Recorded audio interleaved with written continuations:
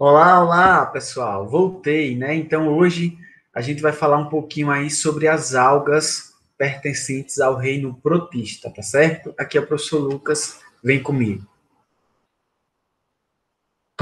Bom, pessoal, as algas, elas são organismos eucariontes, ou seja, tem célula eucariótica, né? Vai ter o material genético lá separado no núcleo, enfim. São uni ou multicelulares, então a gente vai ter algas aí formadas por uma única célula e algas formadas por muitas células, tá certo? É importante dizer, pessoal, que apesar de termos algas multicelulares, essas algas elas não conseguem ter a diferenciação de tecidos, tá? Então elas não formam tecidos, por isso aí vão se diferenciar das plantas, ok? As plantas, elas têm tecidos verdadeiros. Bom, as algas são organismos autótrofos, tá? Realizam a fotossíntese e vão apresentar diferentes pigmentos responsáveis por suas colorações e bem como são importantes aí no processo de fotossíntese, né? A gente sabe que a fotossíntese ocorre aí mediada pelos pigmentos fotossintetizantes. Essas algas, pessoal, elas são encontradas tanto no ambiente aquático, né, seja um ambiente de água doce ou marinho, bem como no ambiente terrestre úmido, tá bom? Em menor quantidade, claro. Elas são principalmente encontradas no ambiente aquático. Bom, pessoal, baseado na presença dos pigmentos fotossintetizantes, ou seja, aqueles pigmentos que vão auxiliar aí no processo de fotossíntese, e também nos tipos de substância de reserva que essas algas vão apresentar, nós temos 6 grupos de alga. Como assim, professor, substância de reserva? É isso mesmo, a gente sabe que a fotossíntese é o processo pelo qual as algas e as plantas produzem o próprio alimento, né, que são os carboidratos.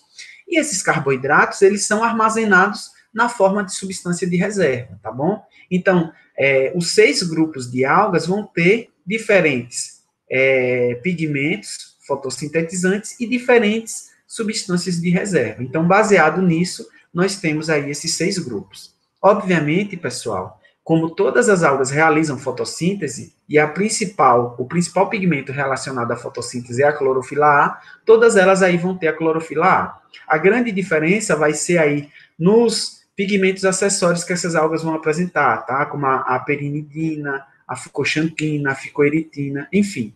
Então, deem uma pausa, deem uma lida aí para vocês verem as principais diferenças, tá bom? Tanto de substância de reserva quanto de pigmentos. A gente vai falar individualmente de cada uma dessas algas, tá? Mas principalmente relacionada à sua caracterização e à sua forma de reprodução, tá bom? Bom, o primeiro grupo que a gente fala aí é das euglenófitas, que são representadas principalmente pelo gênero Euglena, tá? Euglena deu origem ao nome do grupo, Euglenófita, e são muito comuns em águas paradas ou pouco movimentadas. Como, por exemplo, a gente tem aí lagos, pessoal. Então, essas algas ocorrem principalmente aí nesses ambientes de água parada. As euglenófitas são algas unicelulares, tá? São fotossintetizantes, como todas as algas, e elas têm uma característica interessante aí que é a presença de 2 flagelos, tá, gente? Um flagelo é muito pequeno, então pouco visível ao microscópio, e outro é bem maior, né? É bem grande. E, obviamente, esses flagelos aí, eles têm importância na locomoção dessa alga, tá bom? Essas euglenófitas, pessoal, desculpa, podem apresentar também o vacúolo contrátil, tá, gente? Então, esse vacúolo contrátil, que é importante na osmorregulação, que eu já expliquei para vocês lá em protozoários, então não vou repetir.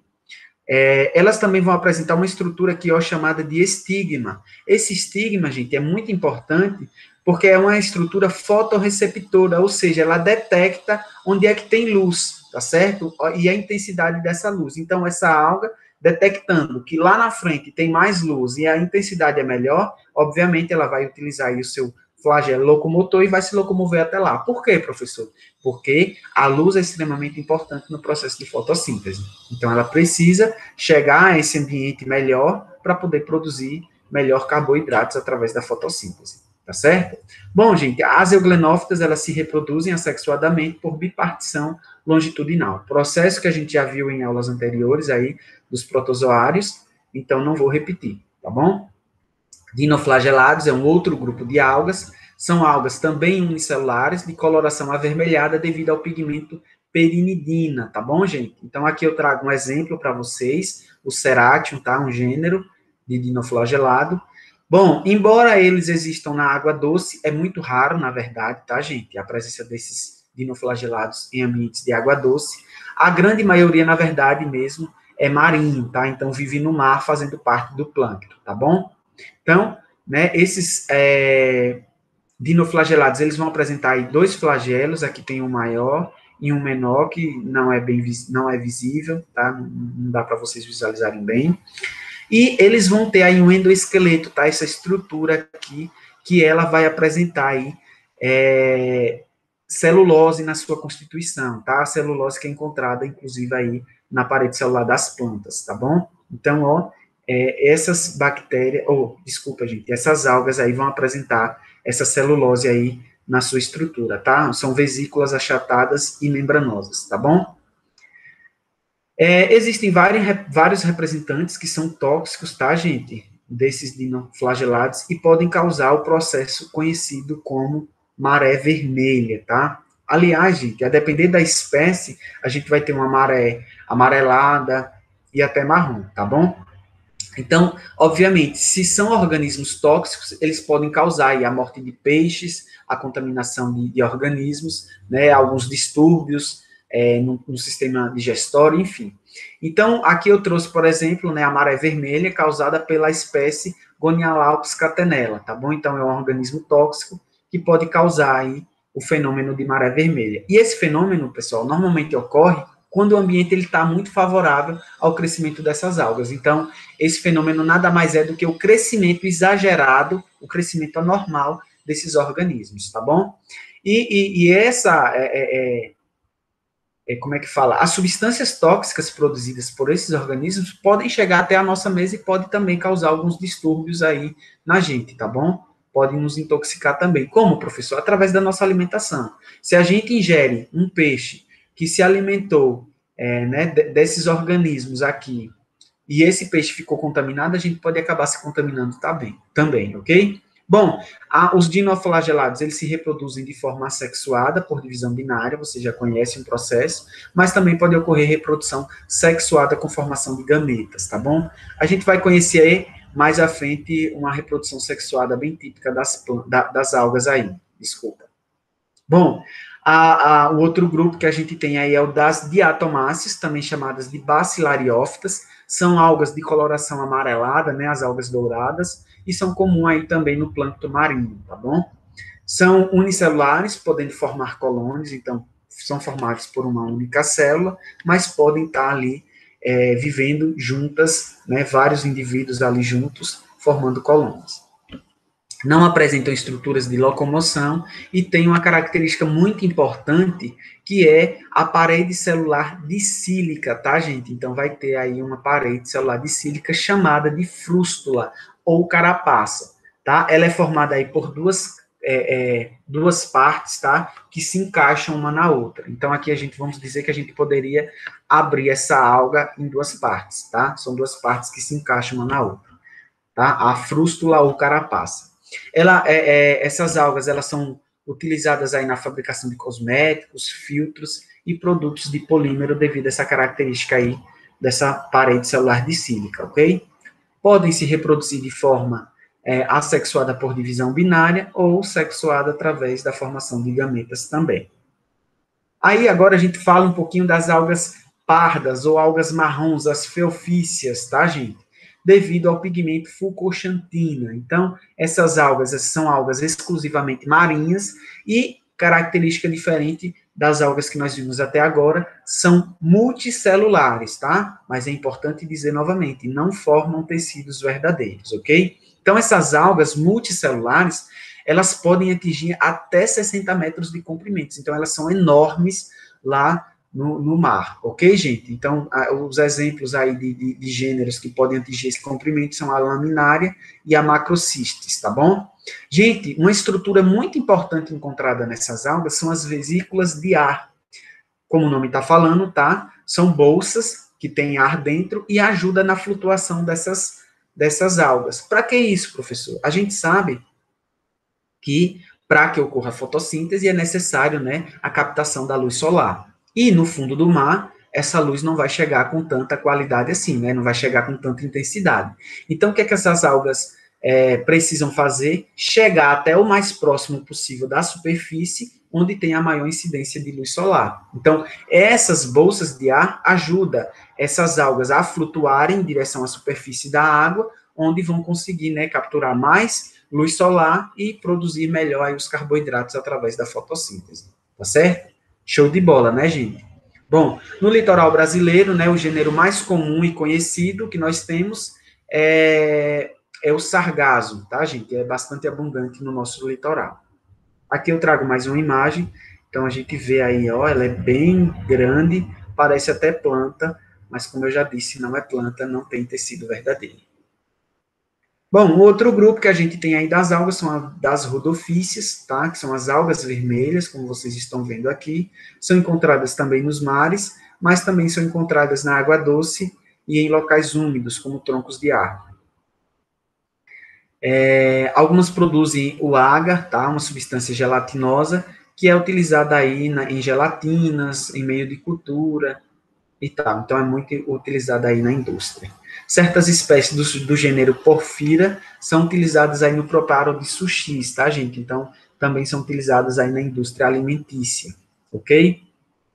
Bom, meus queridos, aqui eu trago aí o grupo das clorofícies, que são chamadas de algas verdes também, certo?